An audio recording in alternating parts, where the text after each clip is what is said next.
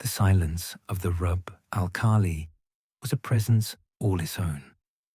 Not the absence of sound, but a deafening pressure that pushed in on all sides, a void that swallowed the gentle hum of Omar's modified Land Cruiser.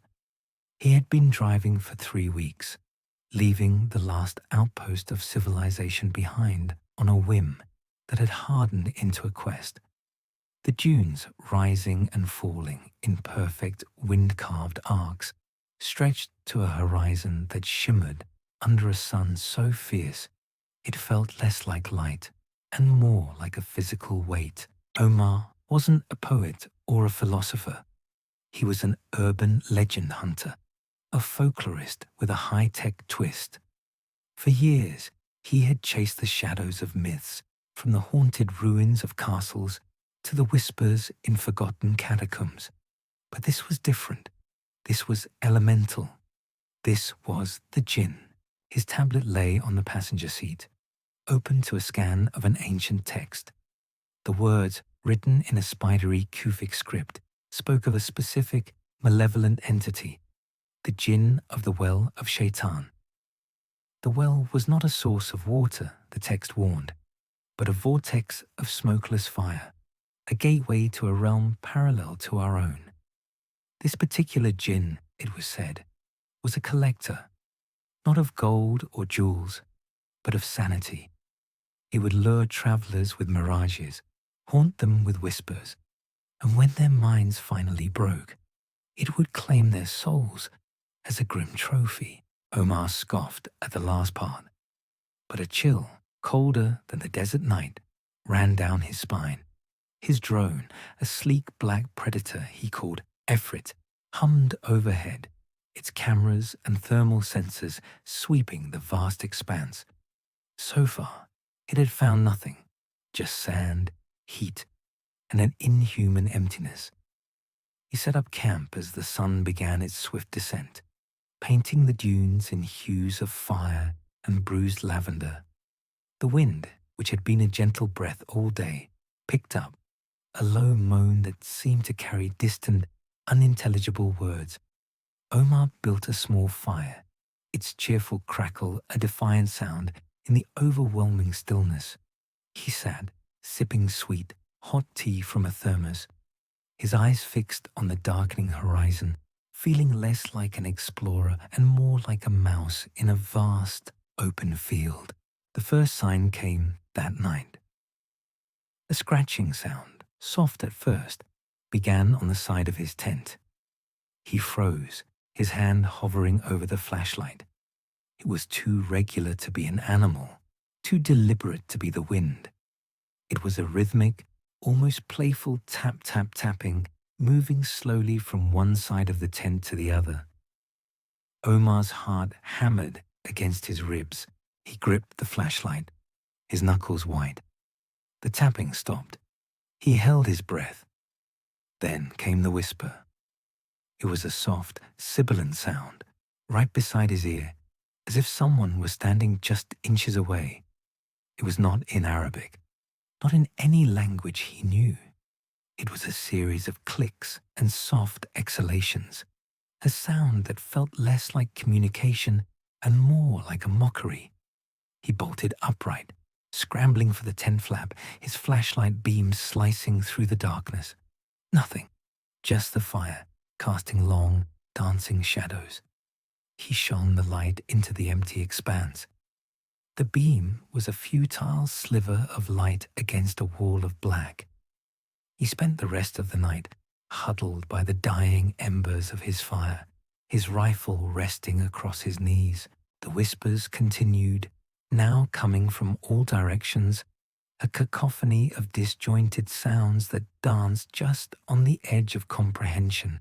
He saw shapes in the shimmering heat of the day, figures that would appear and disappear in a blink.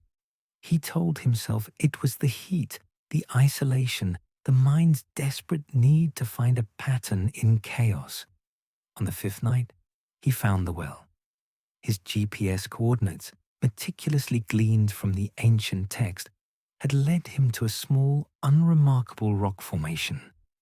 Hidden within it was a fissure, a vertical shaft that dropped into the earth like a forgotten wound. A faint, sulphuric smell rose from it. The air was unnaturally warm, a feverish pocket in the cool desert night. "Ifrit," Omar whispered, launching his drone. "This is it." Get a scan of the shaft, thermal and visual. The drone's propellers whirred, and it descended into the darkness. The video feed on Omar's tablet flickered, then stabilized. The camera showed nothing but smooth, dark rock. But the thermal sensor told a different story. The temperature inside the well was rising exponentially, a glowing, pulsing heat. Then he saw it. A figure, barely visible in the thermal spectrum, seemed to be coalescing within the shaft, a swirling vortex of energy. It was thin and impossibly tall, its form wavering like a mirage. As the drone got closer, the creature seemed to become more solid, its features sharpening. It had eyes that burned with a terrifying inner light. It had no mouth, but he could feel its silent scream of rage, of pure malice, resonate in his bones. Suddenly, a jolt. The drone's signal went dead. The tablet screen went black, then flickered back to life, the image on it frozen. Not of the well, but of a face. A man's face staring out with empty, terror-stricken eyes. Omar's face. He threw the tablet to the ground, a guttural cry tearing from his throat. He ran to his Land Cruiser, fumbling with the keys, his hands shaking so violently he could barely get them into the ignition. He slammed the door shut, locking it, feeling the flimsy metal and glass as a fragile barrier against a force of nature. The engine sputtered to life. He threw the Jeep into reverse, then slammed on the gas, tearing across the sand, leaving a cloud of dust in his wake. In his rearview mirror, he saw the Djinn. It was standing on a dune, impossibly tall, its silhouette a jagged tear in the moonlight. It was not running, it was drifting, its movement a nightmarish parody of a human stride. Yet it was gaining on him, its shadowy form elongating, its impossibly long arms stretching out, trying to touch the fleeing vehicle. Omar's breath came in short, ragged gasps. He pushed the Jeep to its limits, the engine whining in protest. But the desert was its domain. The Djinn was a creature of the wind, of the sand, of the very fabric of this place. The Land Cruiser's tires caught on a patch of soft sand. The vehicle lurched to the side, then came to a complete stop, its wheels spinning futilely in the soft earth. The engine whined, then died. The Djinn stopped a few yards away. Its form, no longer a wavering mirage, was now terrifyingly clear. Its skin was like cracked, dry mud, its limbs thin and jointed like an insect's. Its eyes were two burning embers in a face that was both human and utterly alien. Omar sat, paralyzed, unable to move, unable to breathe. He stared into its eyes, two burning pits of pure, concentrated evil. The Djinn's head tilted, as if in silent judgment. It then raised a hand, and in that gesture, the world began to swirl. The sand around the Land Cruiser began to rise, swirling into a vortex, a miniature sandstorm that whipped around the vehicle, battering it with tiny, gritty fists. The whispers returned, a deafening roar of 1,000 discordant voices that tore through Omar's mind, a symphony of torment. The last thing Omar saw was the Djinn, its face so close it was pressed against the glass of the window, its mouth stretching into a wide, impossibly long grin. And in its eyes he saw not just malice, but a cruel, ancient amusement. When the Bedouin found the Land Cruiser a month later, It was half buried in a dune. The keys were in the ignition. The doors were locked from the inside.